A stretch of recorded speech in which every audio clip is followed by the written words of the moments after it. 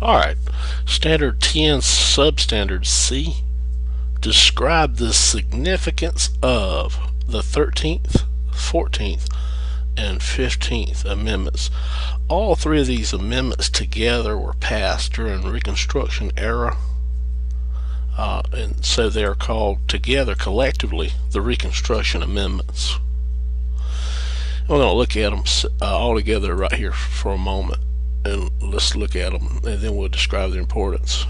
Alright, so the 13th Amendment, December 1865, it abolished slavery in the United States.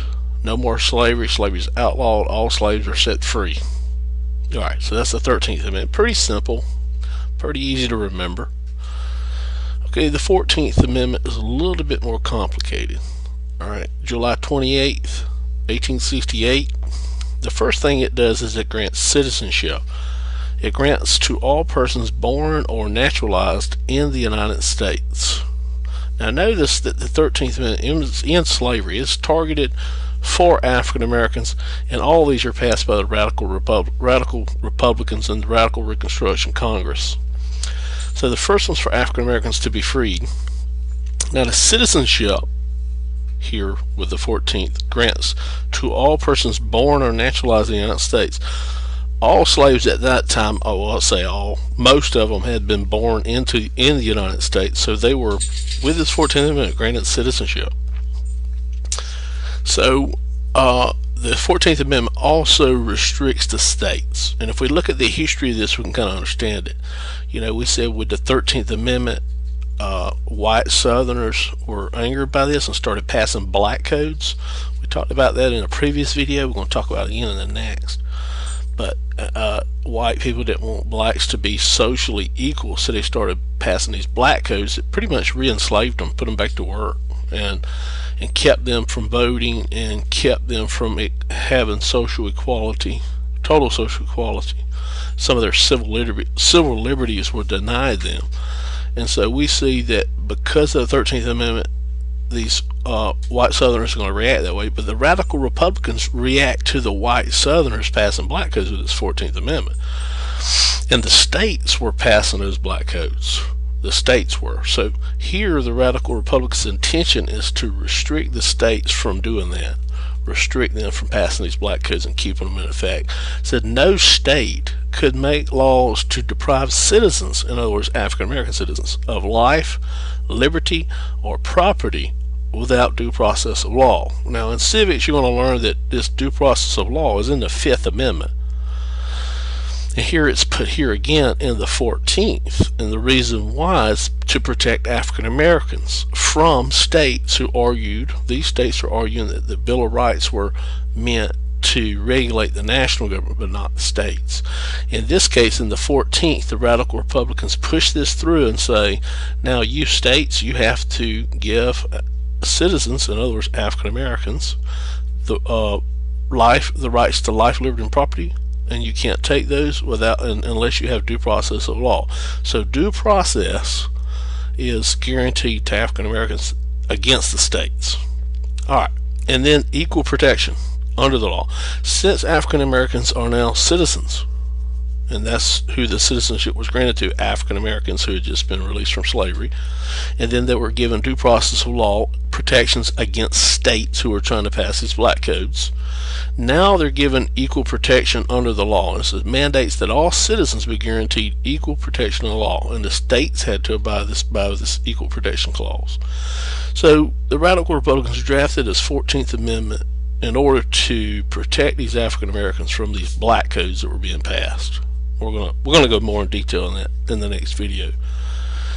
Now the 15th Amendment, March 30th, 1870, the Radical Republicans pushed through. It prohibits the denial of voting rights based on race, color, or previous condition of servitude. And so now black men get the right to vote with the 15th Amendment. So let's talk about the significance of these. All slaves in the United States, every one of them, over 4 million, were given freedom with the 13th. So slavery is made illegal in the United States. So all slaves are set free in both the North and the South. You know, we talked about the Emancipation Proclamation before. On the test, if you're asked what freed all the slaves in the United States, don't put the answer as the Emancipation Proclamation, because it didn't free slaves in all the United States. It only freed them in the southern states that were in rebellion. And Abraham Lincoln did that because he didn't want to anger the border states who had slavery as well. But his step was in the right direction and made winning the war to end slavery as a goal while they were fighting the war. So now the war's over. The 13th Amendment finally frees slaves in all states, north, south, border states. It doesn't matter. It's all over the United States. It is, everybody's free, no slaves anymore. All right. Now the 14th Amendment here has several implications, okay? First of all, you know, we said that it had a citizenship clause in it. So citizenship, all persons born or naturalized in the United States are citizens of the United States and of the states in which they live.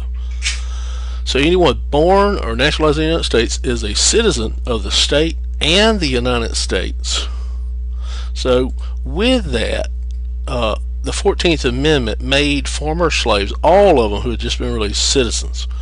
And then that invalidated that Dred Scott decision we talked about in the last unit. Or actually that was in this unit, yeah, in Standard 9, excuse me, Standard 9. So the 14th Amendment is going to invalidate the Dred Scott decision that said that Dred Scott was not a citizen and therefore could not sue in court. All right. Now, the 14th Amendment is also going to have another significance. The Equality Clause we talked about.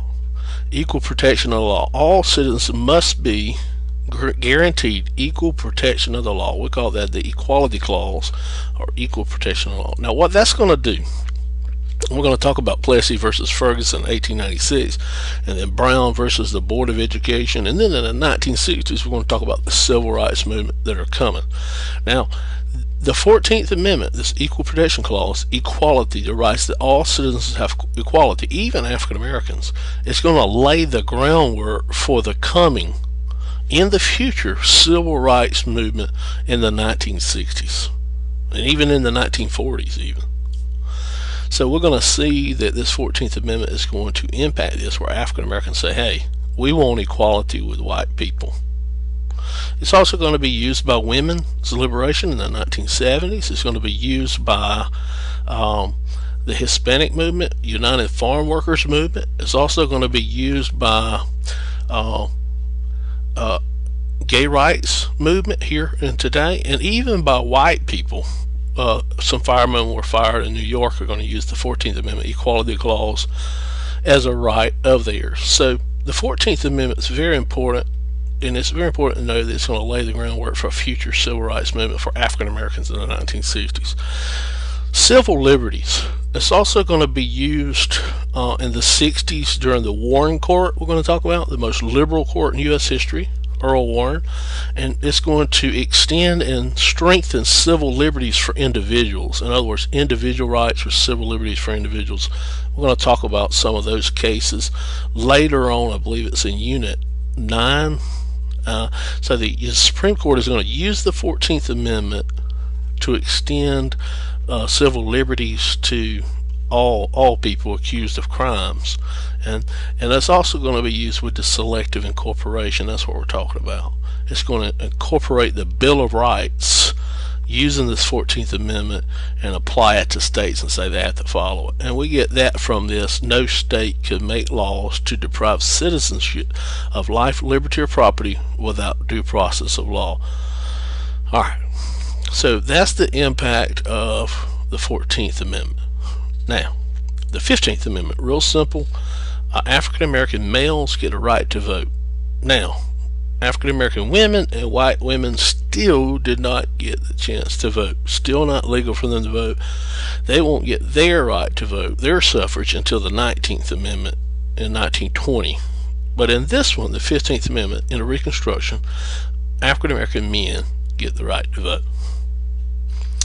Okay, I believe we have met our standards as describe the significance of the 13th, 14th, and 15th Amendments. If you have any questions, ask me in class. And this lays the groundwork for a lot of stuff we're going to do in the future. Good luck on the test. Good luck on the EOCT. During Reconstruction era, and so they are called together collectively the Reconstruction Amendments.